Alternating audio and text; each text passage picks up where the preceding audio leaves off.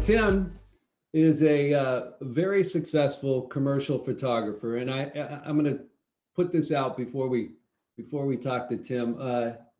I've known Tim for a while. He's got a very successful commercial photography business, does work for a lot of major corporations and things. And my daughter, Haley, went to Ohio University, and my wife, Kelly, went to Ohio University. And Haley went to this, yeah, Bobcats.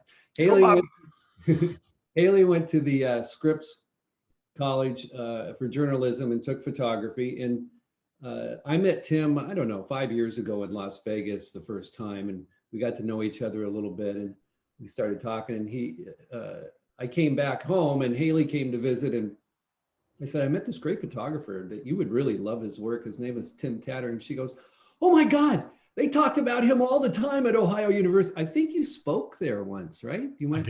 I did. Yeah. Haley got to go see you, and I just thought 6 degrees of separation. That's totally cool. So it's a much smaller world than you think it is. It really is. It is. It truly is. That's why you gotta be careful what you say. But you started with commercial photography, and then you've always kind of dabbled in the fine art market, and lately you've just been unbelievably producing some great fine art, and we're glad you did. So why don't you tell us about that? Yeah, thank you. I mean, I think to put it bluntly, I never picked up a camera to create images that made people want to buy things, like shoes and cars and sports bras, things of that nature. I sell a lot of those for big, consumer brands. And when I picked up a camera, it was really to tell stories and to share images that, I dreamt that people would want to hang on their walls. And, as I progressed, I never really thought that fine art was an avenue for me, but it was always the intent of why I was a commercial photographer, why I was an advertising photographer, is because I wanted to, hang prints on walls. And it wasn't until 2017 when I, the anxiety of the world that we were living in at the time, and which is carried through for the past 4 or 5 years, 4 years, created enough anxiety for me to create some really powerful artwork with my photography. First, as a personal project, I never intended it to be exhibited, but a collector, contacted me and said, like, hey, I'd really like to share this work. And from then, it's been a whirlwind of a dream come true. Really, people have really accepted my vision and the statements that I make with my work. It's my work isn't of things; it's about things, and it's about very complex and important topics that I hope inspire discourse and discussion. Yeah, and we can see over your shoulder one of the pieces in the background there. Two pieces right there. From the Nothing to See series. I think there's a little bit of a reflection on one, but yeah. 2 pieces from one of my series. I have what's called an unintentional trilogy out right now, where it's 3 different series that all kind of really fit together and work together as a body of work. It's Nothing to See, and then United States of Purple, and then Black is a Color. And those 3 series have been moving around the gallery world for the past 4 years. So it's been very exciting. And when we were talking the other day, you brought up the image that was used in China. Yeah, absolutely. Why don't you tell our viewers about that? That was very, very compelling story. Well, I think, when like I said, I was compelled to make art that moved people and that expressed, really, a lot of my art is about, social justice and freedom of speech, social freedoms, social justice.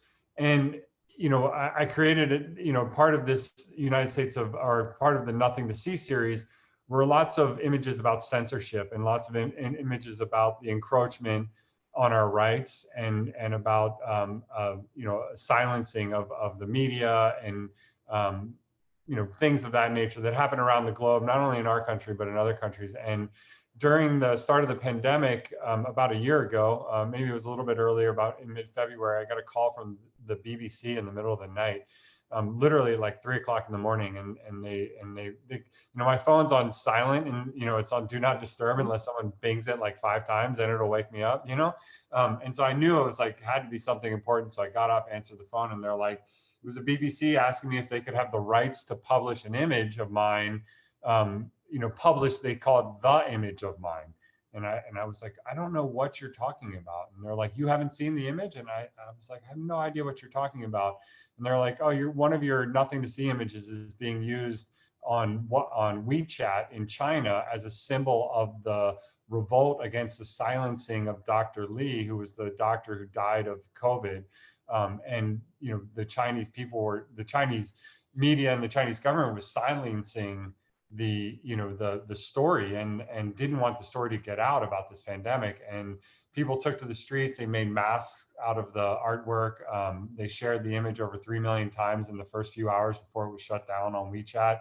And it became a symbol. And that's really what my work is intended to be. It's intended to be symbolic of the human condition. And in all my work, I use bald models, mostly people with alopecia, with no hair. So they're truly without any discerning characteristics. I paint their skin tone, so you don't know if they're what race or religion, or what race they are.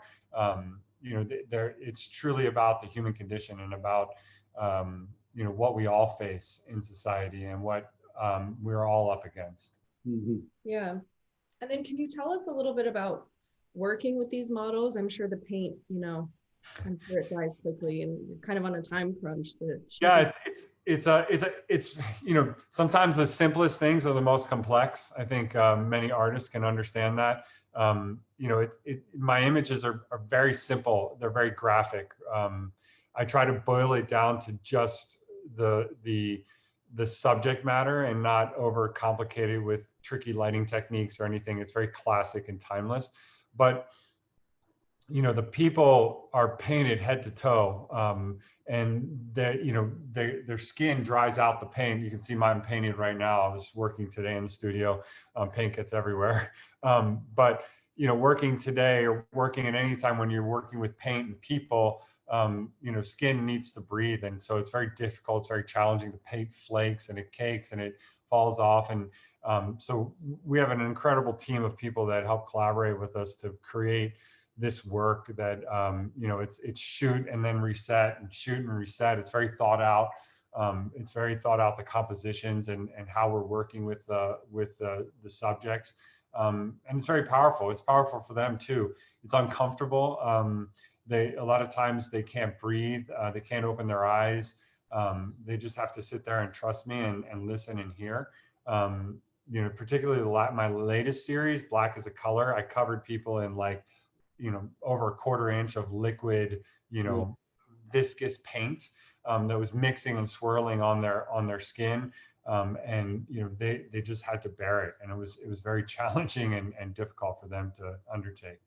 Yeah, I think there's a few of those pieces on our booth page. Mm-hmm. And yeah, absolutely. The audience can see those under Tim Tatter in the RAVE booth page. And yeah, it is powerful work. And it is. Every time, getting to know you the past week, every time I see that photo behind you, you feel something every time you look at it. Yeah, thank you. I think the goal for me is to create an image that you look at for a second and you remember for the rest of your life. I think, I want to imprint on you. I want you to take it away and think about it later. And I wanted you. The great thing, or one of the things that people say about my work, or frequent comment, is that it allows the viewer to interpret it for themselves. And a lot of people take different things away from the images, but they always get the concept.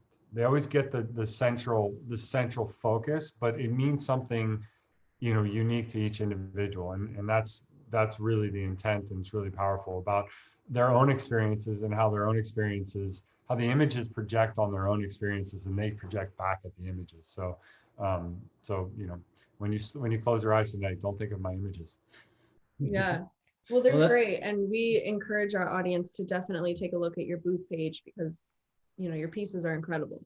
Thank That was a great finishing statement to end our interview. Tim. It was Exactly. Perfect. you. All right. Well, thank you very much for having me, and it's always a pleasure. You know, I feel like I've gotten to know a bit of your family. I know Haley worked for me a few times, and you know, she's always welcome to come out.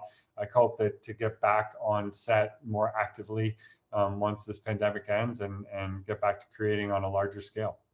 Absolutely. And meanwhile, while she's struggling photographer, you can still see her at Starbucks in Del Mar on the way up. I know we run into her. In fact, my marketing manager ran into her just, you know, happenstancely, and they had a nice conversation. So Very good. It's a small town. small Yeah. town. Thank So you so much again. All right, Tim. Thanks. Thanks for having me. Take care.